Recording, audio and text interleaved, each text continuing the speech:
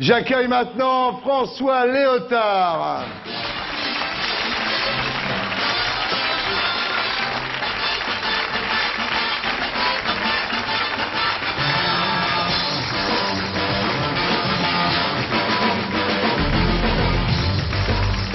François Léotard, bonsoir. Vous connaissez Marie Laforêt, Titoff, Joe Star et mon amie Elisa Tovati. Merci d'avoir choisi Tout le monde en parle pour parler de votre livre en premier. Alors, vous connaissez Joe Star? Oui, je l'ai subi.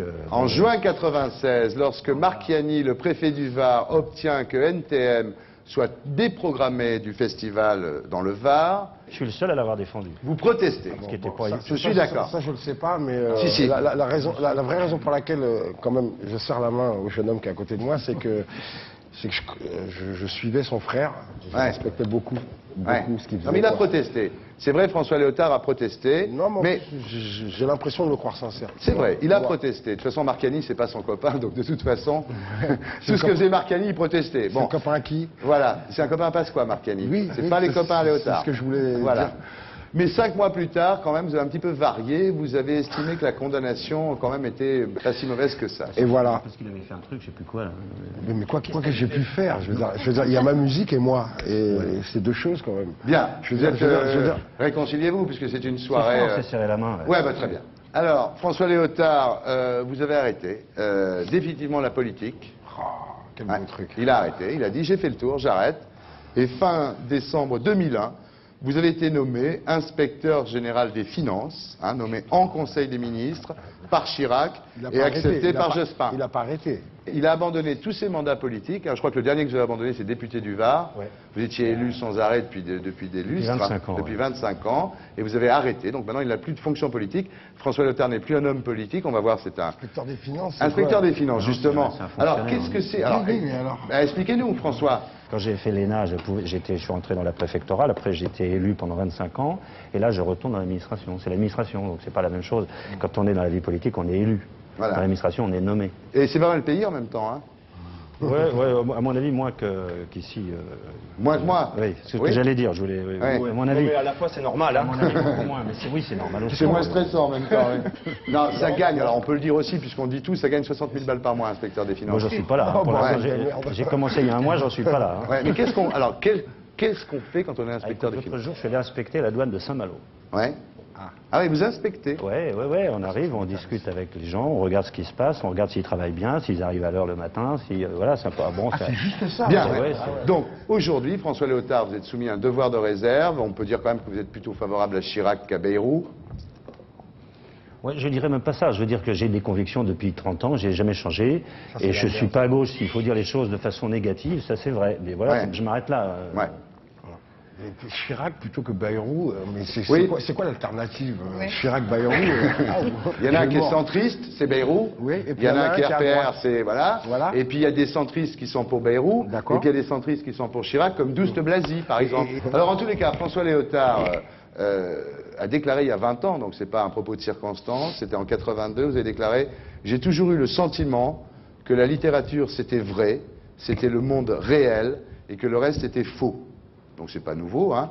Et pourtant, à l'époque que vous avez déclaré ça, vous étiez en plein dans la politique, hein. C'est une époque qui était très importante pour vous. Et c'est votre père, André Léotard, qui vous a branché sur la littérature. Il vous disait, votre père, une journée passée sans lire est une journée perdue. Il fallait qu'on lise un livre par jour. Ouais. Voilà. François Léotard, vous avez déjà publié 8 livres, mais c'est votre premier roman. Vous savez comment on fait? Joe, montre-lui. On fait quoi?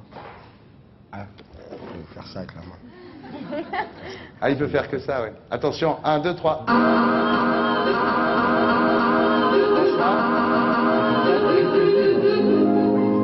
Bien. Alors, le livre de François Léotard s'appelle La couleur des femmes, c'est chez Grasset. Alors, François Léotard, pourquoi La couleur des femmes? Parce que le narrateur, qui n'est pas l'écrivain, mais le narrateur, la personne qui parle avec un jeu, dit que quand il voit une femme, il connaît tout de suite sa couleur. Il devine tout de suite sa couleur. Il parle des femmes violettes, il parle des femmes roses, il parle des femmes bleues, celles qu'il aime. Et celle qu'il rencontre pour la première fois, enfin, si j'ose dire, il est beaucoup plus âgé qu'elle. C'est une jeune palestinienne, elle est brune. Ouais. Et il dit tout est brun en elle. Son regard, son visage, son corps. Et elle a une espèce autour d'elle comme un silence qui est lui-même brun. Et il sent la couleur des femmes. Il dit j'ai connu des femmes vertes qui étaient comme des prairies au bord de la mer. Et il a un sens il aime les femmes. Et il aime les femmes et il les connaît par cette couleur qu'elles expriment. Alors le pitch, qu'est-ce qui se passe? Pourquoi il rigole lui? C'est comme à l'école, c'est pourquoi il rigole. Attends, nous, Marie, on n'a rien fait. On n'a rien fait. Alors je vais vous raconter ce que raconte le livre, hein, je vais essayer. Le pitch, comme on dit ici, donc c'est Roméo et Juliette. Hein. C'est David, qui est fils de rabbin, qui est une espèce d'éternel étudiant, qui rencontre Sonia, qui est violoniste d'origine palestinienne. Ils sont le contraire l'un de l'autre. Et ils vont s'aimer jusqu'au jour où elle décide brutalement de rompre. Voilà. Alors pourquoi avoir pris un héros juif? Je me suis engagé dans la vie politique à cause de la Shoah. Parce que j'ai considéré que c'était ce qu'il y avait dans l'histoire du monde, dans l'histoire humaine, ce qu'il y avait de pire. Et que c'était hier.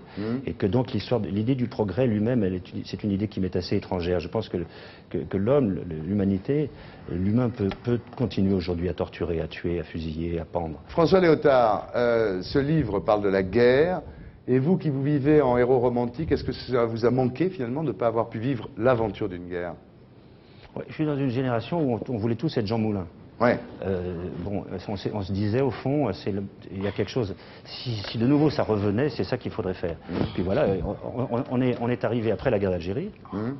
En fait, et donc, Dieu merci pour la France, pour ce pays. Il n'y a pas eu de guerre dans la génération à laquelle j'appartiens. Dieu merci. Bon, donc, moi, je n'ai pas connu, proprement parlé, sauf celle que j'ai vécue comme ministre. Vous pensez que la politique en temps de paix, c'est quelque chose d'assez superficiel, finalement, et que ça vous a manqué, ça, de ne pas avoir une... Je pense que c'est pour ça que vous avez demandé d'aller en Macédoine, par exemple? Oui. Ouais. Oui, parce que là, il y avait de nouveau le tragique, et que je savais très bien, pour être allé souvent en Bosnie, à Sarajevo, que ça pouvait recommencer là. Et que tout ce qu'on avait fait comme effort avec les blessés, les morts, on a eu 600 blessés, nous, en Yougoslavie, les Français. J'accompagnais chacun d'entre eux, les types qui étaient amputés, qui étaient défigurés, etc. Et je crois qu'il fallait éviter que ça continue, ou plutôt que ça recommence en sens inverse. Ça s'est arrêté, d'ailleurs. Ça s'est arrêté, on a réussi. En Macédoine, on a réussi, oui. Alors, en fait, François Léotard, le David, le héros de votre roman, écrit l'histoire 25 ans après les faits, et c'est là qu'il part rencontrer cette Leïla, qui est la sœur donc de Sonia, qu'il avait beaucoup aimée à l'époque avant leur rupture. Il lui fait un enfant et elle meurt dans un attentat contre un bus. Et est-ce que finalement le fait d'avoir été pro-palestinien dans votre jeunesse, est-ce que c'est pas ça qui vous a ramené vers ça? Je me souviens de toutes les guerres qui se sont passées là-bas. À chaque fois, j'ai traduit mon admiration pour l'État d'Israël, à chaque fois, parce que je considérais que c'était un peuple menacé. Et je trouve que maintenant, effectivement, le conflit d'aujourd'hui est terrible parce que chacun a raison. Et comment départager des gens qui se chassent l'un l'autre de la même terre et presque des mêmes racines? Ils sont tous des enfants d'Abraham. Ouais. Je veux dire, c'est extrêmement difficile de dire, voilà, ceux-là ont raison, ceux-là ont tort. Et je pensais que l'amour entre deux êtres humains, une petite arabe et un juif, cet amour-là pouvait transcender les langues, les cultures, les religions, les histoires, l'humus, l'épaisseur des histoires. Et je pense que c'est encore possible. Ouais. Je pense que quand un être humain aime une autre personne, il peut traverser toute une série d'obstacles. Et que malheureusement, la logique de l'histoire, c'est la guerre. Ouais. Et c'est de les empêcher de s'aimer. Alors, on va parler un peu de vous, parce que finalement, je me rends compte qu'on vous connaît assez mal.